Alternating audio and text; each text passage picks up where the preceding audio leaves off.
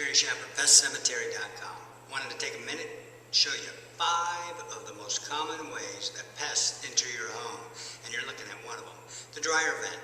A lot of times the dryer vent goes right out through the attic or through the side of the wall, and it's not vented whatsoever. And a small little bug, a mouse, a snake, you name it, can get right through. Hey, if I could put my hand through, I'd say an insect can get in. We need to seal this up. Let me show you some more.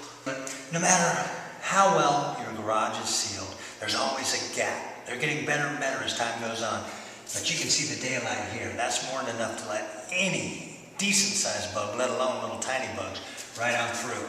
Super duper common and needs to be addressed. What you might do is treat this area with a spot treatment of liquid, maybe a bait station or a glue station, something like that, because this is definitely a highway that bugs are going to be attracted to.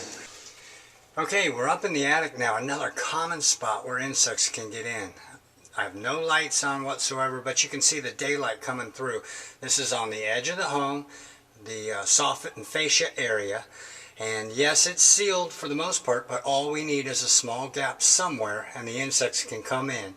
And then they've got this huge expanse where they can wander around, maybe follow some wiring down into the wall or the edge of a vent or something like that, and they're in.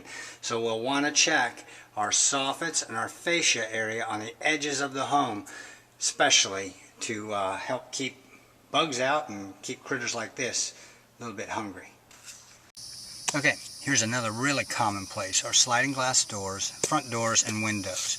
Nothing is ever sealed up 100%. They're getting better, just like the garage doors, all the time, but still there's going to be gaps and areas where insects can get in. So sometimes you can't seal it up. There's about nothing you can do with this situation here, short of taking the door out, maybe getting one that fits it a little bit better. So you're going to have to just constantly treat this area and try and keep it as pest-free as you can. Where you need to repair are all the door jambs. Make sure there's nothing where they can get in on the sides there, because that's classic. They just go right on in, and then to the other side, no sweat. Let me show you the window. Same thing.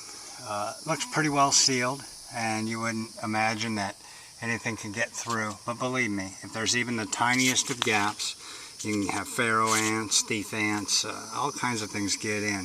So it's just something to take a look at.